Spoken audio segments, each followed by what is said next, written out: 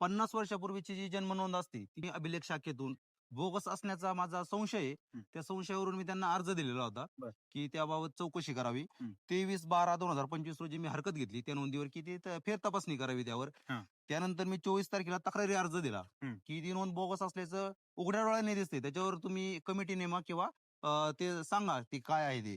त्याच्यानंतर 29 तारखेला मी तहसीलदार शिरूर यांना पत्र दिलेलं आहे की शासकीय फॉरेन्सिक लॅब प्रयोगशाळेत शाई आणि अक्षर तपासणीसाठी ते पाठवावे म्हणून. तुम्ही हे पाहू शकता ती जन्म नोंद.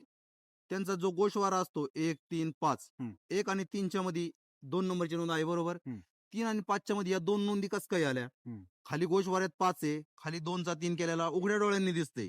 ही शाई वेगळी आहे, उघड्या डोळ्यांनी दिसते. अक्षर वेगळे आहे, उघड्या डोळ्यांनी दिसते.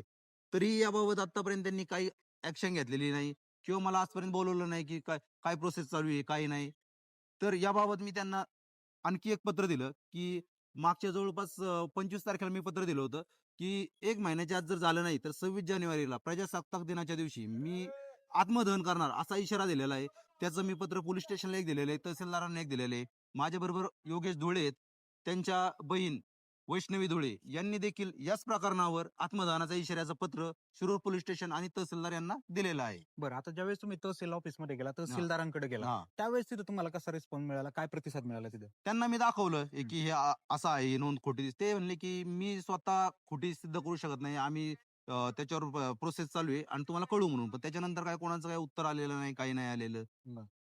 तर गंभीर स्वरूपाचे आरोप जे आहेत ते आता तहसील ऑफिसवरती होत आहेत आणि माझ्या मते जर ह्या प्रकरणामध्ये तथ्य निघालं तर मात्र दोषींवरती कडक कारवाई करावीच लागेल. अशा पद्धतीने जर बोगस नोंदणी किंवा काय जर आढळले तर त्या दोषींवरती निश्चितपणे कारवाई व्हायला हवी. आणि या संदर्भामध्ये अजून कुणाला जर काही माहिती हवी असेल तर शैलेश जाधव जे आहेत ते तुम्हाला ते माहिती पुरवतीलच, यात शंकाच नाही.